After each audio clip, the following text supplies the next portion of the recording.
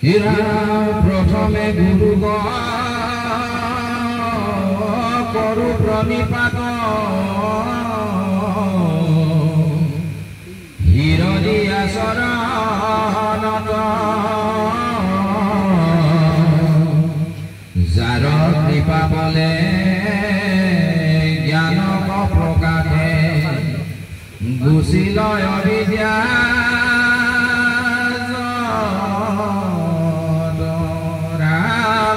শ্ৰীমন্ত শংকৰ হৰি ভগতৰ জানা যেন কল্পতৰু তাহান্ত বিনাই নাই নাই নাই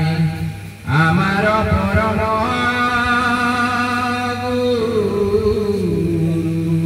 কৃষ্ণ। সেই আজন্মৰ সেৱাস্থলীৰ বা বৈষ্ণৱ সমস্ত সেই নাৰায়ণ দেৱী নৰসমস্ত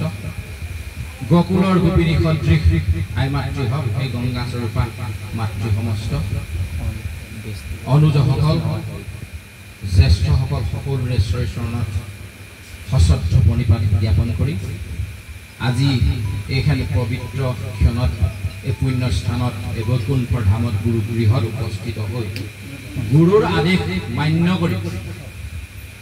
দুআষাৰ শাস্ত্ৰৰ বিষয়ে ক'বলৈ পোৱাটো আমাৰ পৰম সৌভাগ্য।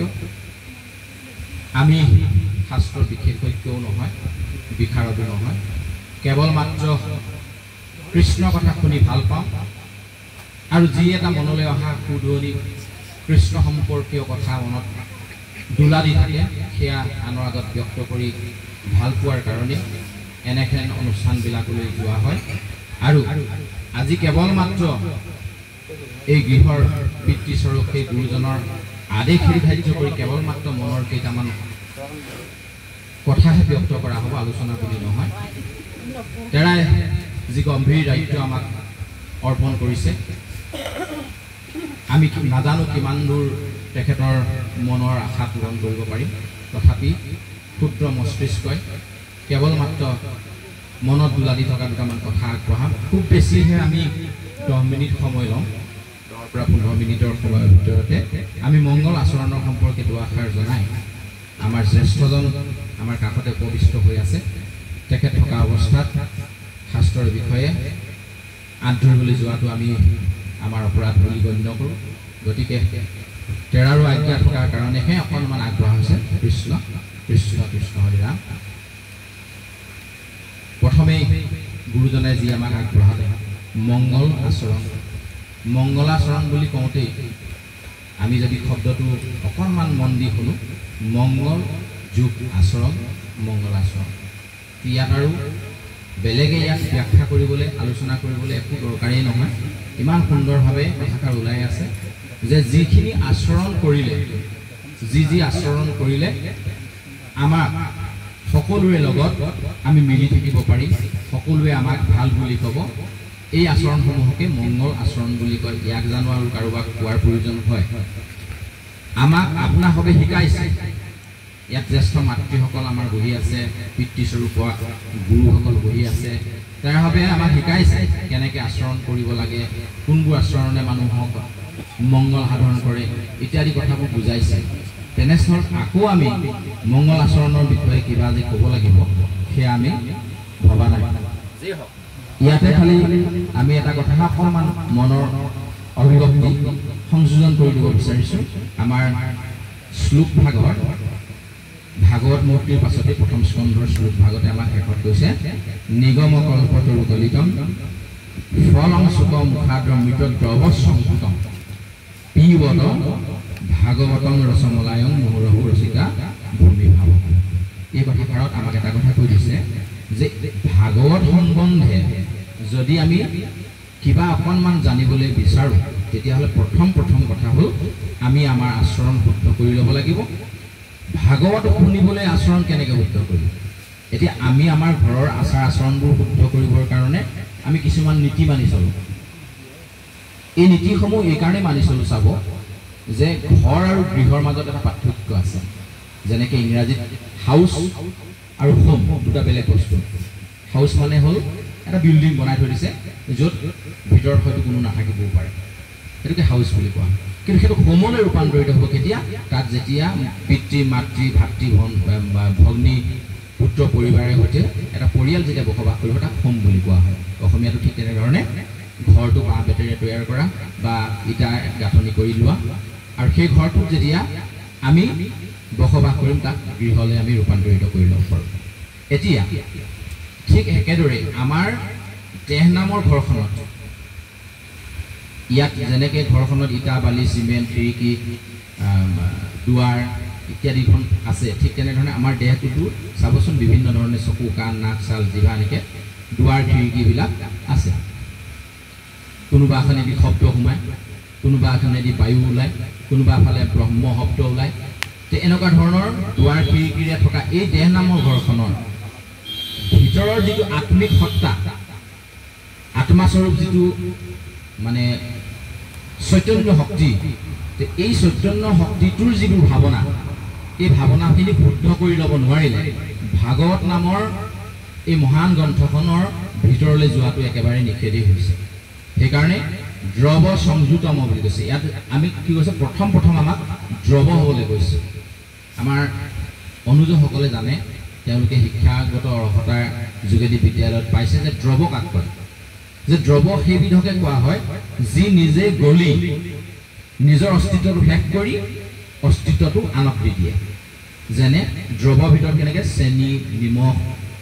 নহয় জানো গুড়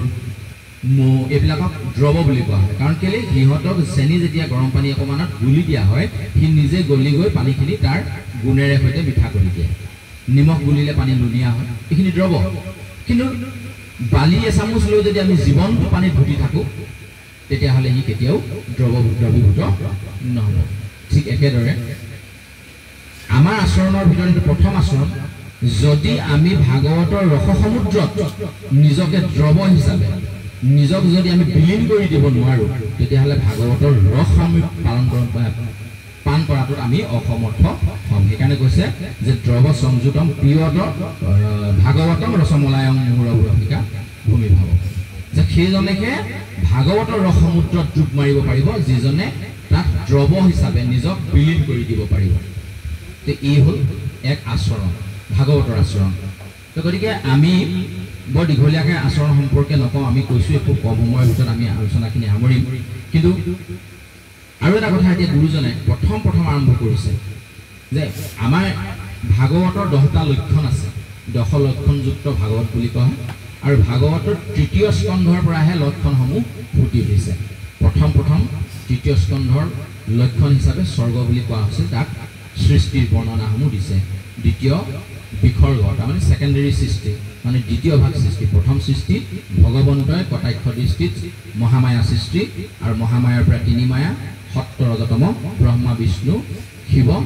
যাক আমি প্ৰকৃতিৰ ৰূপত দেখিছোঁ ছবিৰ ৰূপত দেখিছোঁ অন্যভাৱে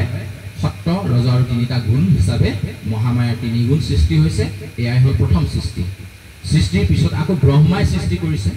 বিষ্ণুৱে পালন কৰিছে শিৱই সংহাৰ কৰিছে তিনিজনে নিজৰ দায়িত্ব পালন কৰিছে এইখিনি বিসৰ্গ হিচাপে আমাক লক্ষণসমূহ দেখাইছে কিন্তু এই লক্ষণসমূহ জনাৰ আগতে আমি প্ৰথম আমাৰ আচৰণ বিধিখিনি শুদ্ধ কৰি ল'ব লাগিব কেনেকৈ সেইকাৰণে গুৰুজনে আমাক কৈছে যে ভাগৱত জানিবলৈ যোৱাৰ আগত প্ৰথম আমাক একদম আৰম্ভণিতে কৈছে জয় জয় কৃষ্ণ কৃপাময় মহেশ্বৰ যাৰ আজ্ঞা শিৰে বহে ব্ৰহ্মা হৰিহৰ মৎস্য কুৰ্ম আদি অংশ অৱতাৰ যাৰ ঈশ্বৰ কৃষ্ণক কোটি নমস্কাৰ গুৰুজনে সেইজন ঈশ্বৰক প্ৰণাম কৰিছে সেইজন ঈশ্বৰক কোটিবাৰ প্ৰণাম কৰিছে যিজন ঈশ্বৰক আজ্ঞা পালন কৰি ব্ৰহ্মা বিষ্ণু শিৱই সদায় চলি থাকে মানে আজ্ঞা পালন কৰি তেওঁৰ যিখিনি নিৰ্দেশ সেইখিনি পালন কৰি চলে গতিকে যিজন আমাৰ ইষ্টদেৱ আমি তাক বিষ্ণু আমি উপাসক আমি আমাৰ উপাস্য দেৱতা কোন বিষ্ণু গতিকে বিষ্ণু যদি আমাৰ উপাস্য দেৱতা হয় তেখেতৰ পিতৃ কোন ভগৱন্ত শ্ৰীহৰি অজব্ৰহ্ম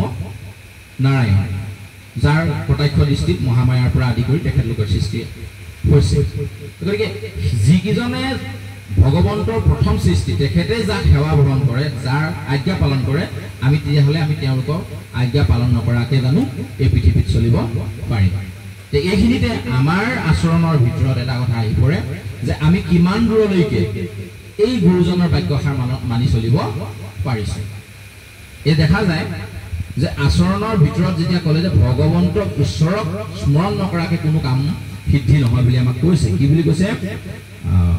প্ৰভু ভগৱন্ত ভকতৰ নৱনিধি হৰিক স্মৰণে আৰম্ভৰ শুল্ক সিদ্ধি। ভগৱন্ত ঈশ্বৰক হৰিক স্মৰণ নকৰাকৈ আৰম্ভ কেতিয়াও সিদ্ধি হ'ব নোৱাৰে বুলি গুৰুজনে আমাক সিদ্ধান্ত কৰি দিছে। এতিয়া আমি নিজক নিজে শুধোৱা হওঁ। আমি যে কথাখিনি আপোনাৰ হ'বৰ কাৰণে আগবঢ়াইছোঁ, দেউতাৰ আজ্ঞাবাহী ভিত্তি হিচাপেহে কথাখিনি আগবঢ়া হৈছে। এইটো কাৰণে আগবঢ়া হৈছে যে এই কথাখিনি আমি নিজকে সুধিবৰ কাৰণেহে কথাখিনি আগবঢ়া হৈছে। এতিয়া আমি নিজক সুধিব লাগিব, যিজন ঈশ্বৰক ব্ৰহ্মা বিষ্ণু মহেশ্বৰক সেৱা কৰি থাকে অহৰ্নিশে, সেইজন ঈশ্বৰক আমি এতিয়া কিমান দিন সেৱা কৰিছোঁ? এইটো কিন্তু নিজক সুধিলে উত্তৰটো ওলাই যাব যে এনেকুৱা এটা দিন আমি পাৰ কৰিছোঁ, এনেকুৱা এটা জীৱন আমি পাৰ কৰিছোঁ য'ত ঈশ্বৰ চিন্তনৰ কাৰণে আমাৰ সময় একেবাৰে নোলোৱা হৈ গৈ আছে। উদাহৰণস্বৰূপে এনেকুৱা হৈছে, চাব, আমি ভগৱন্তৰ ওচৰলৈ কেতিয়া যাওঁ? যেতিয়া আমাৰ কিবা এটা প্ৰয়োজন হয়। দেউতাক মোক সেই সময়তে লাগে যেতিয়া মোক চাৰ্টটোৰ প্ৰয়োজন হয়, পেণ্টটোৰ প্ৰয়োজন হয়, চাইকেল এখনৰ প্ৰয়োজন হয়। বাকী সময়ত দেউতাৰ মোৰ প্ৰয়োজন নাই। এই দৃষ্টিকোণৰ ফালৰ পৰা আমি ভগৱন্তৰ ওচৰলৈ গৈছোঁ নেকি বাৰু? তেতিয়াহ'লে আমাৰ আচৰণটো কিন্তু শুদ্ধ হোৱা নাই, মংগল আচৰণ হোৱা নাই। মংগল আচৰণে এইটো কৈছে যে অহৰ্নিশে ডাকি ভোলাৰ আমৰাম, অহৰ্নিশে ভগৱন্তক স্মৰণ কৰিব পৰাটোহে মূল কথা, অবিৰামভাৱে, অখণ্ডিতভাৱে। সেইকাৰণে কৈছে যে ভগৱন্ত ঈশ্বৰৰ লগত আমি অখণ্ডিতভাৱে জড়িত হৈ থাকিব পৰাটোহে মূল কথা। তেতিয়াহে আমাৰ আচৰণটো শুদ্ধ হ'ব। আৰু সেই আচৰণ শুদ্ধ কৰিবলৈ হ'লে প্ৰথম আমি সৎসংগ ল'ব লাগিব। সৎসংগত কোন থাকে? ভকত সকল। ভকত কাক কয়? এই কথাটো আমি বুজি ল'ব লাগিব। বেছি দীঘলীয়া নকৰোঁ, আমি এই কেইটামান মাত্ৰ কথা যে ভকত আমি কাক কওঁ। এতিয়া আমি সমস্তকে ইয়াত যিমান বহি আছোঁ সকলো ভকত। যে ভকতৰ কোনো, আমি ইয়াত যেনেকৈ আমি পুৰুষ মহিলাৰ বিভাজন কৰিছোঁ, ভকতৰ কোনো পুৰুষ আৰু মহিলা নাথাকে। সেইকাৰণে তাত আকাৰো নাই, হচৰিকাও নাই। ভকতনী শব্দবোৰ আমি যে কোনোবাই ব্যৱহাৰো যদি কৰিছোঁ কেতিয়াবা, এইটো হৈছে আমি নিজে উলিয়াই লোৱা শব্দ। এইটো গুৰুজনৰ ক্ষেত্ৰত ব্যৱহাৰ হোৱা নাই। ভকত ভকতীয়া। সেইকাৰণে আমি এনেধৰণে বুজিব লাগিব যে কিছুমান কথাত আমাক এনেকৈ কৈছে যে নামে পুৰুষক শুদ্ধ কৰে, যে পুৰুষক শুদ্ধ কৰে, মহিলাসকলে নাম কেলি লয়। আমি যদি তেনেধৰণে ভাবি লওঁ যে পুৰুষ মহিলা আচলতে বাহ্যিক দৃষ্টিতে পুৰুষ মহিলা, এইটো কেৱল মাত্ৰ মনুষ্যই নিজৰ ক্ষেত্ৰতহে ব্যৱহাৰ কৰিছে। বাকী ইতৰ অন্য প্ৰাণীৰ ক্ষেত্ৰত মতা আৰু মাইকীহে ব্যৱহাৰ হয়, পুৰুষ মহিলা বুলি ব্যৱহাৰ নহয়। এইটো লিংগ ভেদেহে দুটা প্ৰকৃতি, দুটা বিভাজন আছে। অন্য দৃষ্টিত কিন্তু দেহে আমাৰ প্ৰকৃতি, আত্মাই পুৰুষ। গতিকে আত্মা শুদ্ধ কৰিব পৰাটোহে প্ৰকৃত ধৰ্ম। প্ৰকৃত আচৰণটো হৈছে আত্মাক যেতিয়ালৈকে আমি শুদ্ধ কৰিব নোৱাৰিম তেতিয়ালৈকে কিন্তু আমি ভাগৱতৰ দ্বিতীয় স্কন্ধলৈ যাব নোৱাৰিম। প্ৰথম স্কন্ধতে আমাৰ কামখিনি কৰি ল'ব লাগিব। প্ৰথম আত্মাৰ শোধন হ'ব লাগিব। আত্মাৰ দৃষ্টিৰে আমি সকলোকে চাব লাগিব, তেতিয়া আমাৰ সকলোখিনি আমি সম হিচাপে দেখিব পাৰিম। সেইকাৰণে কৈছে সমস্ত ভূততে মই ব্যাপী আছোঁ হৰি, সবাকো মানিবা তুমি বিষ্ণু বুদ্ধি কৰি। বিষ্ণু বুদ্ধি মানে এই আত্মাৰ দৃষ্টিৰে আমি সকলোকে চাব লাগিব, যিটো শুকমুনিৰ ক্ষেত্ৰত সম্ভৱ হৈছিলে। ব্যাসৰ পুত্ৰ শুকে যেতিয়া জন্ম লাভ কৰি চিধাই অৰণ্যলৈ গমন কৰিছিলে বুলি শাস্ত্ৰই আমাক কৈছে, তেতিয়া আপেচৰাসকলে উলংগ হৈ পানীত নামি গা ধুই আছিল। যিটো সময়ত 16 বছৰীয়া ডেকা শুকমুনি সেইফালে পাৰ হৈ গ'ল, তেওঁলোকে লজ্জাপূৰ্ণ কৰিলে। তাৰ পিছে পিছে হাঁহ পুত্ৰ বুলি বিচাৰি যেতিয়া ব্যাসদেৱে 70-80 বছৰীয়া এজন বুঢ়া সেইফালে পাৰ হৈ গ'ল, লৰালৰিকে আপেচৰাসকলে নিজৰ গা ঢাকিছিলে। তেতিয়া ব্যাসদেৱে আচৰিত হৈ সুধিছিলে যে মোৰ সুঠাম 16 বছৰীয়া ডেকা যুৱকজন পাৰ হৈ যাওঁতে তোমালোকৰ লাজ নালাগিল, কিন্তু এই বুঢ়া মানুহজনক দেখি কিয় লাজ লাগিছে? তেতিয়া তেওঁলোকে উত্তৰ দিছে কি বুলি জানে? যে শুকৰ দৃষ্টিত পুৰুষ মহিলা মতা মাইকী একো নাই। তেওঁৰ দৃষ্টিত দেহৰ দৃষ্টি তেওঁৰ ওচৰত নাই, তেওঁৰ ওচৰত আছে আত্মাৰ দৃষ্টি। তেওঁ কেৱল মাত্ৰ আত্মাক চিনি পায়। যে আত্মাৰ মতা মাইকী আছে জানো? কোনোবা ঢুকাই যোৱাৰ পাছত কিবা কাৰণত যদি আমি আত্মা এটা ধৰি আনিব পাৰিলোঁ, আমি দেখাই দিব পাৰিম নে এইটো পুৰুষৰ আত্মা, এইটো মহিলা আত্মা, এইটো মতা আত্মা, এইটো মাইকী আত্মা? দেখুৱাই দিব পাৰিম জানো? এইটো সম্ভৱ নহয়। গুৰুজনাই সেইকাৰণে আমাক বৰগীতত খুব সুন্দৰকৈ দিছে। কেনেকৈ? নিৰামিষ স্বৰূপে হৰি সবঘতে বৈঠ জৈসন গগন বিয়াপী নাৰায়ণ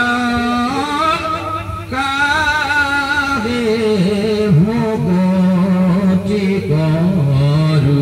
জেৰা ভগৱন্তই ঈশ্বৰ ৰূপে সকলোৰে ঘটে মানে ঘট মানে আমাৰ দেহবোৰ কোৱা আছে জীৱৰ দেহে দেহে ভগৱন্তই ঈশ্বৰ তত্ত্ব হিচাপে ঈশ্বৰ হিচাপে আত্মা হিচাপে প্ৰৱেশ কৰাৰ কাৰণেহে জীৱসমূহ লৰচৰ কৰিব পাৰিছে অন্যথা লৰচৰ কৰিব নোৱাৰে এই তত্ত্বটো আমি বুজি ল'ব লাগিব তেতিয়া আমাৰ আচৰণখিনি শুদ্ধ হ'ব আমি ঘৰৰ যিখিনি আচৰণ এইখিনি মা দেউতাক যেনেকৈ সন্মান কৰিব লাগে ভাই ভনীক যেনেকৈ সন্মান কৰিব লাগে পাকঘৰত কেনেধৰণে সোমাব লাগে গোসাঁই ঘৰত কেনেকৈ প্ৰৱেশ কৰিব লাগে ক'ত আমি গা ধুই সোমাওঁ ক'ত যেনেকৈ গা ধোৱাকৈ সোমাওঁ এনেকুৱা ধৰণৰ বিভিন্ন ধৰণৰ নীতি নিয়মবোৰ ঘৰখনত যেনেকৈ আছে এই হৃদয় ঘৰখনত দেহ নামৰ ঘৰখনত আত্মাক চিনি পাবলৈ গ'লেও কিন্তু এই আচৰণ বিধিখিনি আমাক লাগিব য'ত ভাগৱতক কোৱা আছে ভাগৱতৰ মূৰ্তি ভাগত তেখেতলোকে ইমান সুন্দৰ কণ্ঠেৰে আমাক শুনোৱালে য'ত লিখা আছে প্ৰথম দ্বিতীয় স্কন্ধে চৰণৰ ভিতৰৰ পৰা মস্তকলৈকে তাৰমানে ভৰিৰ পৰা মূৰলৈকে দেহাত্মাটোৰ বিষয়ে দেহটোৰ বিষয়ে জানিবলৈ বিচৰা মূল তত্ত্বটোৱে হৈছে শ্ৰীমদ ভাগৱত গতিকে এতিয়া ঈশ্বৰ ৰূপে ভগৱন্তই কেনেকৈ প্ৰত্যেকৰ ঘৰে ঘৰে সোমাইছে এইটো চাওক এতিয়া জয়চন্ন গগন ব্যাপী বুলি কৈছে আকাশখন যেনেকৈ ব্যাপী আছে আকাশখন যেতিয়া ফৰকাল আকাশখনত আমি যেনিবা সন্মুখত 10টা পাত্ৰ এটা ডাঙৰ এটা সৰু এটা বিভিন্ন আকৃতিৰ পাত্ৰ লৈ পানী যদি তাত উপচাই দিওঁ তেতিয়াহ'লে আকাশখন আমি তাত প্ৰতিবিম্বটো দেখিম নে নেদেখিম নিশ্চয় দেখিম নহয় জানো তাত কোনোবা এটাত দেখিম বাতিটোৰ সৰু আকাশখন কোনোবা এটাত ডাঙৰ আকাশখন বাতিটোৰ আকাৰ অনুসৰি আমি আকাশবোৰ ভিন ভিন দেখিম কিন্তু প্ৰকৃততে আকাশ 10খন বেলেগ বেলেগ হয় জানো আকাশ 10খন নহয় কিন্তু আকাশ এখনেই ঠিক একে ধৰণতে পৰম ব্ৰহ্ম পৰমেশ্বৰ ঈশ্বৰ কৃষ্ণ সেই অজব্ৰহ্ম তেখেত এজনেই তেওঁ এই সৰু বাতিটোৰ আকাশখন যেনেকৈ সৰু দেখা গৈছে ডাঙৰ পাত্ৰটোত যেনেকৈ আকাশখন ডাঙৰ দেখা গৈছে ঠিক তেনেধৰণে পৰুৱাটোৰ গাত আত্মাটো সৰু বুলি ভবা হৈছে হাতীটোৰ গাত আত্মাটো অকণমান ডাঙৰ বুলি ভবাহে হৈছে কেৱল মাত্ৰ কিন্তু তত্ত্বটো একেটাই ঈশ্বৰ তত্ত্ব সেই ঈশ্বৰ তত্ত্ব ঈশ্বৰ ৰূপে যেতিয়া ভগৱন্তই আত্মাৰূপে ভগৱন্তই দেহত প্ৰৱেশ নকৰে তেতিয়ালৈকে কিন্তু আমাৰ দেহা লৰচৰ নকৰে সেই দৃষ্টিকোণৰ পৰা চাই সেই ভগৱন্ত ঈশ্বৰক স্মৰণ নকৰাকৈ আমাৰ জীৱন যাত্ৰাটো কেতিয়াও সফল হ'ব নোৱাৰে কাৰণে জয় জয় কৃষ্ণ কৃপাময় মহেশ্বৰ বুলি গুৰুজনে প্ৰথমতে আৰম্ভ কৰিলে এতিয়া আমাৰ আচৰণ শুদ্ধি কৰাৰ 2 নম্বৰ নিয়মটো আমি কৈ দিছোঁ 2 নম্বৰতে আমাৰ গুৰুজনে কি ক'লে নমো নমো মধুৰ ৰিপু মহা হৰি অন্তে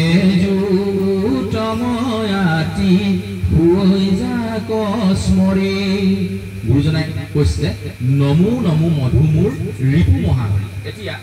মধু আৰু মূৰ নামেৰে দুজন দানৱ বোলে ভগৱন্ত কৃষ্ণই নিধন কৰিছিলে সেইকাৰণে মধু মূৰ আৰু দুটা দানৱৰ কথা কয় কিন্তু শাস্ত্ৰই আৰম্ভণিতে গুৰুজনে বৰ চতুৰালীয়ে গুৰুজনৰ সেইকাৰণে জগত গুৰু বুলি তেখেতক মনা যায় তেখেতে কিছুমান শব্দ এনেকুৱা জেগাত এনেধৰণে ব্যৱহাৰ কৰিছে খুব চতুৰালীৰ সৈতে আমাক বুজাই দিছে যে মধু মূৰ ইয়াত ৰিপু শব্দটো ব্যৱহাৰ কৰিছে যে ৰিপু বুলি ক'লে আমি কি বুজি পাওঁ আমাৰ দেহত কিন্তু আমি ৰিপু কিছুমান জন্মগতভাৱে আমি লাভ কৰোঁ কাম ক্ৰোধ লোভ মোহ দম্ভ দেহ অহংকাৰ এইবিলাক আমাৰ ৰিপু কাম ৰিপুত দগ্ধ হৈ আমি বিভিন্ন কৰ্ম কৰোঁ ক্ৰোধত দগ্ধ হৈ ক্ৰোধাগ্নিয়ে আমাক দহন কৰি আমাক ওপৰলৈ উঠাই লৈ যায় গুৰু গোসাঁই কাকো চিনি নোপোৱাওঁ এইবিলাক আমাৰ ৰিপু কিন্তু এই ৰিপুসমূহক দমন কৰিবলৈ মধু মূৰ এই দুটা ৰিপুৱে প্ৰথম ৰিপু আমাৰ হৃদয়ৰ মাজত থকা গতিকে এই ৰিপু দুটা প্ৰথম আমি দমন কৰি ল'ব লাগিব বুলি কৈছে যে এই দমন কৰি ল'বলগীয়া কথা দুটাই যে মই অলপ আগত কৈছোঁ যে ভকতৰ ওচৰলৈ আহিব লাগিব তাতে আমি পাম যে ভকত হ'বলৈ লগে লগে ইয়াৰ লগত কিন্তু দুটা শব্দ আৰু জড়িত হৈ আছে ভকত কেৱল মাত্ৰ আকাৰ ইকাৰ নহ'বা 3টা আখৰৰ ঠিক তেনেধৰণে আৰু দুটা শব্দ আমাৰ লগত জড়িত হৈ আছে যি দুটা শব্দ নাথাকিলে ভকতৰ কোনো অস্তিত্ব নাথাকে সেয়া কেনেধৰণে কোৱা হৈছে এতিয়া কথাটো হ'ল যে মধু আৰু মূৰ এই দুটা দানৱ যদি আমি হত্যা কৰিবলৈ হয় এই মধু মূৰ দানৱ দুটাক যদি আমি নিধন কৰিবলৈ হয় কৃষ্ণই যেনেধৰণে কৈছিলে তেনেধৰণে যদি আমাৰ দেহৰ মাজত থকা মধু আৰু মূৰ ৰিপু দুটাক আমি দমন কৰিবলৈ হয় তেতিয়াহ'লে প্ৰথম আমি গুৰুগৃহলৈ যাব লাগিব আৰু সেই গুৰুগৃহৰ পৰা আমি দুপাত অস্ত্ৰ আনিব লাগিব অন্যান্য অস্ত্ৰৰে কিন্তু তাক নিধন কৰিব পৰা নাযায় ব্ৰহ্মাস্ত্ৰ AK-47 আৰু ইত্যাদি ধনুকাৰ একোহে তাক নিধন কৰিব নোৱাৰে এই মধু আৰু মূৰ ৰিপু দুটাক নিধন কৰিবলৈ আমি কি কৰিব লাগিব গুৰুগৃহলৈ গৈ দুপাত অস্ত্ৰ আনিব লাগিব অস্ত্ৰ দুপাত আনি পিনি যদি আমি ঘৰত থৈ দিওঁ তেতিয়াও কিন্তু নহ'ব অস্ত্ৰ থৈ দিলে মামৰ লাগিল ধাৰ নাইকিয়া হ'ব নহয় জানো গতিকে অস্ত্ৰ দুপাত ৰাতিপুৱা আৰু গধূলি দুবাৰকৈ আমি ধৰাব লাগিব ধাৰ তুলিব লাগিব অস্ত্ৰ যদি ধাৰ দিবলৈ হয় তেতিয়াহ'লে আমাক এটা শিল লাগিব আৰু লগত আমাৰ পানীও লাগিব শুকান শিলটোত ধৰালে ধাৰ নুঠিব নহয় জানো শিলত আমি পানী ঢালিব লাগিব কিন্তু গুৰুজনে কৈছে আমি গুৰুগৃহৰ পৰা অনা সেই দুপাত অস্ত্ৰ ধাৰ তুলিবলৈ হ'লে আমাক সাধনাৰূপী এটা শিল লাগিব আৰু প্ৰেম ৰূপী জল লাগিব প্ৰেমৰ জলেৰে সাধনা ৰূপী শিলত ৰাতিপুৱা আৰু গধূলি দুবাৰকৈ আমি সেই অস্ত্ৰপাত ধাৰ কৰিব লাগিব কি অস্ত্ৰ শৰণ ভজন শৰণ আৰু ভজন যদি আমাৰ সম্পূৰ্ণ নহয় তেতিয়াহ'লে আমি ভকতৰ শাৰীলৈ আহিবই নোৱাৰো ভকতৰ লগত আৰু দুটা শব্দ তিনিটা বৰ্ণৰ শৰণ ভজন ভকত এই তিনিটা চব একো আকাৰ হুঁচৰিকাৰ নাই কিন্তু ইয়াৰ লগত আমাৰ বিষয়ী একো বস্তু জড়িত হৈ থাকিব নালাগিব সেইকাৰণে শাস্ত্ৰত খুব সুন্দৰকৈ কৈছে ভকতৰ সম্বন্ধে এনেকে হীৰাম ভৱনে ভৱ ভগৱন্ত ভৱবিমোচন ভজন ভক্তিত পূৰ্ণ ভুৱন্ত যিজন হীৰাম পৱনে কৃষ্ণ ধৰণ পবিত্ৰ পৰম আত্মাক মানন্ত কৃষ্ণ সমস্তকে মম ৰাম তবৰ্ণ তৰণৰ উপায়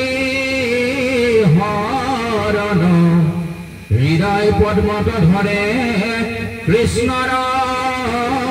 শৰণ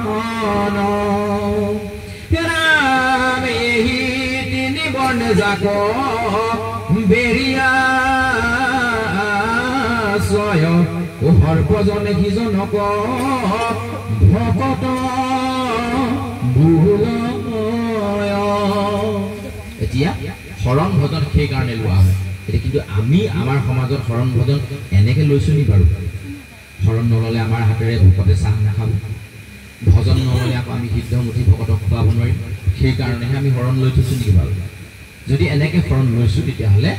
কামত নাহিব আমাৰ সমাজত বহু লোক এনেকুৱা আছে এতিয়াও আমি যদি ইয়াৰ মাজতেও সুধিবলৈ যাওঁ চাগে আমিও শৰণৰ বিষয়ে ভোজনৰ বিষয়ে সম্পূৰ্ণকৈ ক'ব নোৱাৰিম চাগে এই এনেকুৱা অৱস্থা এটা বুদুল্যমান এটা অৱস্থাত আমি ভকতৰ শাৰী পোনাই বহিবলৈ আহি নিজকে পণ্ডিতালি দেখুৱাবলৈ অহাটো এটা ডাঙৰ মূৰ্খামি বুলি আমাক কৈছে এয়া আমাৰ আচৰণ হ'ব নালাগে মংগলাচৰণ থকাৰ কাৰণে এই কথাখিনি আমি ক'বলৈ যোৱা হৈছে যে এই গোটেই কথাখিনিকে শুদ্ধ কৰি লোৱাটোহে মংগল আচৰণ বুলি কোৱা হৈছে বহুত দীঘল আছে আমি জয় জয় কৃপাময়ৰ পৰা এই 4 যুগামান পদহে আগবাঢ়িছোঁ প্ৰতিযোগা পদত যদি আমি এনেধৰণে আলোচনা কৰিবলৈ যাওঁ আমাৰ আচৰণ বিধি শুদ্ধ কৰাৰ বহুত নীতি নিৰ্দেশনা গুৰুজনাই ইয়াত দিছে সিমানখিনি যদি মানি চলিব নোৱাৰোঁ তেতিয়াহ'লে আমি ভকতৰ শাৰীলৈ আহিব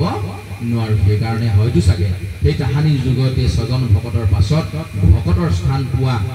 সংখ্যা কিন্তু একেবাৰে আঙুলিৰ মূৰত হিচাপ কৰিব পৰাকৈ থাকি গৈছে গতিকে আমি সেই জেগালৈ যাব লাগিব প্ৰথম কথা হ'ল কি ভগৱন্তৰ ওচৰত আমি সদায় ভগৱন্তক ভজিব লাগিব ৰাতিপুৱা গধূলি আমি ভজন কৰিব লাগিব এই যে যি গুৰুৰ পৰা ল'লোঁ শৰণ আৰু ভজন আমি লৈ আৰু থৈ দিলোঁ এতিয়া যদি কিছু লোকক এনেকৈ সোধা যায় কোনোবাই বন্তিত তেল অকণমান দিব বন্তি ভাগত তেল অকণমান দিবৰ কাৰণে আগবাঢ়ি গ'ল তেখেতক কোনোবাই সুধিলে হেৰি নহয় বাপ তেল দিবলৈ গৈছা শৰণ লোৱা আছে সেইটোলৈ লৈ থোৱা আছে লৈ থৈ দিছে কিবা কামত আহিব যে কোনোবা ONGC চাকৰি কৰা মানুহজনক টকা থকা মানুহজনক ক'লে বোলে হেৰি নহয় বাপ ইমান দিন চাকৰি কৰিলে টকা পইচা বহুত হ'ল কেলৈ গাড়ী ঘোঁৰা নলয় নি বোলে লৈ থোৱা আছেনে এখন 10 বছৰমানেই হ'ল কিন্তু লৈ গেৰেজতে থৈ দিছে কিবা কামত আহিব লৈ পিনি গেৰেজত থৈ দিয়া গাড়ীখনৰ কিবা কাম আহিব জানো নিশ্চয় নাহে ঠিক তেনেধৰণে শৰণ আৰু ভজন যদি লৈ থৈ দিছোঁ তেতিয়াহ'লে আমাৰ কামত নাহিব ৰাতিপুৱা গধূলি সাধনা কৰিব লাগিব শৰণ মানে কি ক'ত ল'লোঁ শৰণ গুৰুজনে ইমান সুন্দৰকৈ আমাৰ তাত গৈ নামক গৃহত উঠি অহা প্ৰজন্মক ইমান সুন্দৰকৈ বুজালে শৰণ ক'ত ল'ব শৰীৰ শৰণ ল'ব লাগিব শৰীৰ চিনি পাব লাগিব প্ৰথমে তেতিয়াহে শৰীৰ শৰণ হ'ব সেইকাৰণে অৰ্জুনে ভোক মহা পংক মাজে অৰ্জুন মগন ভৈলা দেখে নহয় জানো তেতিয়া ভগৱন্তই তেখেতক বুজাই দিলে জানি তেওঁ তাত শৰণ ল'লে সেইকাৰণে আমিও প্ৰাৰ্থনা গাওঁ জানিয়া লৈলোঁ শৰণ তুমি প্ৰিয়তম পৰম দেৱতা জানি আকৌ লৈলোঁ শৰণ এই শৰণৰ সম্পৰ্ক আমি জানি ল'ব লাগিব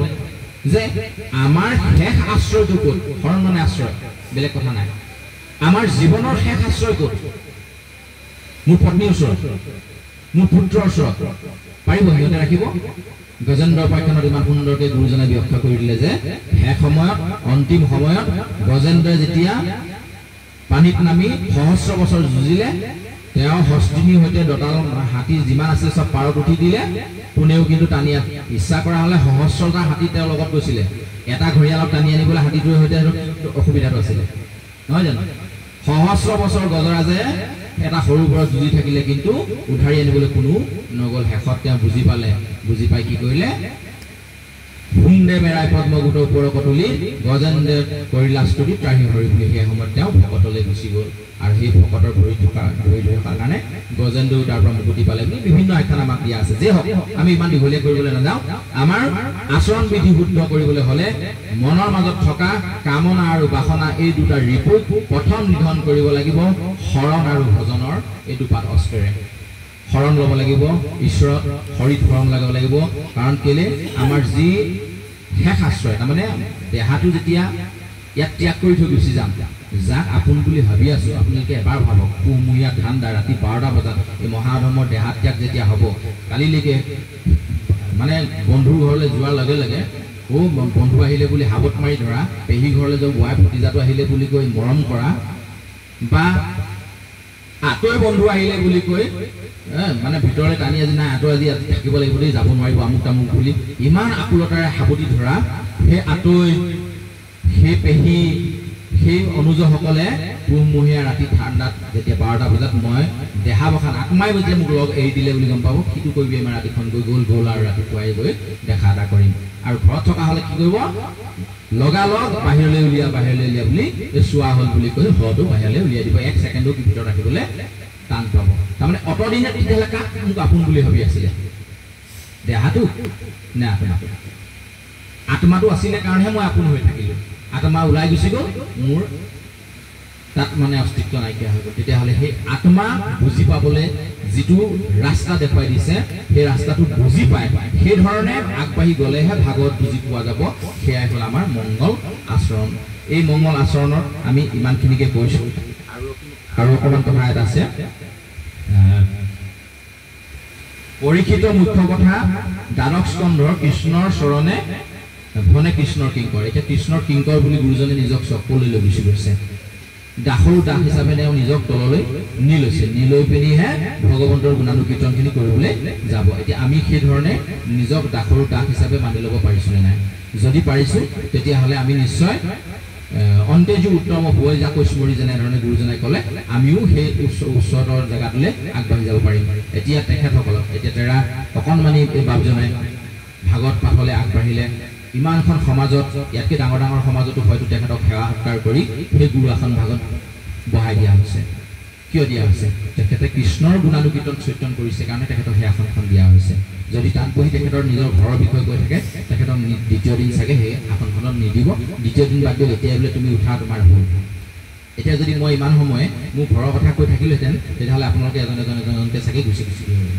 ইয়াত কেৱল মাত্ৰ সম্ভৱ হৈছে কৃষ্ণৰ গুণানুকীৰ্তন কৰাৰ কাৰণে আমি অন্তেজ হৈছিলোঁ আমি নিজ হৈ আছিলোঁ আমি অন্যান্যজনৰ দৰে বাহিৰত বহি বিভিন্ন ধৰণৰ কথা বতৰাৰ মাজতে ভগৱন্তৰ দুই এটা কথা শুনিছিলোঁ নুশুনিছিলোঁ তেনেকৈ বহি আছিলোঁ কিন্তু যেতিয়াৰ পৰা কৃষ্ণৰ কথা ক'বলৈ আৰম্ভ কৰিলোঁ কৃষ্ণৰ গুণানুকীৰ্তন শ্ৰৱণ কীৰ্তন কৰিবলৈ আৰম্ভ কৰিলোঁ তেতিয়াৰ পৰা আপোনালোকে আহি এনেধৰণে মধ্য আসনত আমাক উৎকৃষ্ট শাৰীলৈ লৈ গুচি গ'ল এইটো হ'ল পৰম তত্ত্ব সেইকাৰণে আমি জীৱনত যিমান উপাৰ্জন কৰি থাকোঁ কিন্তু অৰ্জনটোৰ ওপৰত প্ৰথম গুৰুত্ব দিব লাগে অৰ্জনৰ পাছতহে উপাৰ্জন আৰ্জনটো প্ৰথম উপাৰ্জনটো পিছত শিক্ষা অৰ্জন কৰিলে সেই শিক্ষাই আপোনাক যিটো দিব সেইটো কিন্তু পইচাৰে দিব নোৱাৰে জ্ঞান অৰ্জন কৰিলে সেই জ্ঞানে যিটো দিব সেইটো অন্য বস্তুৱে দিব নোৱাৰে সেইকেইটা হ'ল অৰ্জন বাকী ধন টকা পইচা স্ত্ৰী পুত্ৰ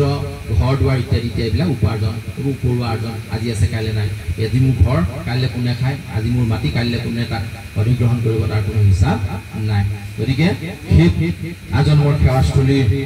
সমস্ত নাৰায়ণ ৰূপী নৰ সমস্ত গংগাস্বৰূপ আই মাতৃ সমস্ত আপোনাৰ হ'ব ইয়াতকৈ আৰু বেছিকৈ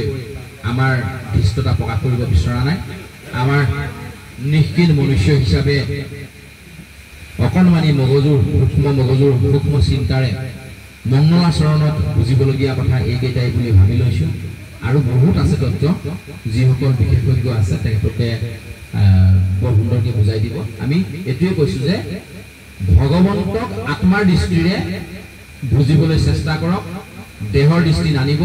উচ্চ নিচ ভেদভাৱ এইবিলাক ত্যাগ কৰি সমস্ত বিষয়ৰ পৰা নিজক আছুতীয়া কৰি আনি হৃদয়খন ভগৱন্তৰ প্ৰতি আগবঢ়াই দিব পৰাটোকে এইকাৰণে কৈছে হৃদয় পদ্মত ধৰে কৃষ্ণৰ চৰণ ভকতক সদায় পদুম ফুলৰ লগতে তুলনা কৰা হয়, অন্য লগত নহয়। কি কাৰণে যে পদুম ফুল যেনেধৰণে বোকাতহে জন্ম হয়, বোকা নহ'লে পদুম নুফুলে, বোকা পানীৰ মাজতে যদিও থাকে পদুম ফুলৰ গাত যেনেধৰণে বোকা নালাগে, আমিও বিষয় সংসাৰৰ মাজত বিষয়ী পংক, যিটো বিষয় বোকাৰ মাজতে আমি ডাঙৰ হ'ব লাগিব। কিন্তু সেই বিষয়ৰ বোকাই হৃদয়খন লেতেৰা হ'বলৈ আমি দিব নালাগিব। সেই হৃদয়খন ভগৱন্তৰ প্ৰতি উৎসৰ্গিত হ'ব লাগিব। সেই সুন্দে মেৰাই হৃদি পদ্ম ওপৰক তুলি গজেন্দ্ৰে কৰিলা স্তুতি তাহি হৰি বুলি, সেই হৃদি পদ্মহে বিচাৰি পালে। নহ'লে সহস্ৰ বছৰ সেই সৰোবৰটো থলপাত কৰাৰ পাছত আকৌ পদুম ফুল পাতো গজেন্দ্ৰ ক'ত পাব? ইয়াত বহুত ধুনীয়া তাত্ত্বিক অৰ্থ আছে, ইমান দূৰলৈ নাযাওঁ। গতিকে সকলোৰে শ্ৰীচৰণত পুনশ্চ আমাৰ ধৰি ৰাখি অজান্তিতভাৱে ৰৈ যোৱা সমস্ত কোটি অপৰাধ মাৰ্জন কৰিব বুলি আশা ৰাখি আমি মংগলাচৰণৰ দুআষাৰ কথা ইমানখিনিতে সামৰিছোঁ। যিহেতু জ্যেষ্ঠজন আমাৰ তেখেত অৱস্থাত আমি শাস্ত্ৰৰ কথা কোৱাটো আমাৰ যথেষ্ট অপৰাধী হৈছে। গতিকে তেওঁৰ চৰণতো আমি নত কৰিছোঁ। গুৰুজনাৰ গৃহত আহি এই কথাখিনি ক'বলৈ সুবিধা কৰি দিয়াৰ কাৰণে গুৰুজনাৰ চৰণত পুনশ্চ মস্তক ৰাখি সবাৰ চৰণত সেৱা জনাই আমি আলোচনা ইমানতে আমাৰ সামৰিব বিচাৰিছোঁ। অপৰাধ বিনাশন ৰজু নাম নাৰায়ণ, জানি নামে পখিলোকৰণ, আনগতি নাহিকে মৰণ, অপৰাধ ক্ষমা কৰি তুমি দয়া শিল হৰি, মোক ৰক্ষা কৰি শৰণ, মোক ৰক্ষা কৰি শৰণ। কৃষ্ণ কৃষ্ণ কৃষ্ণ।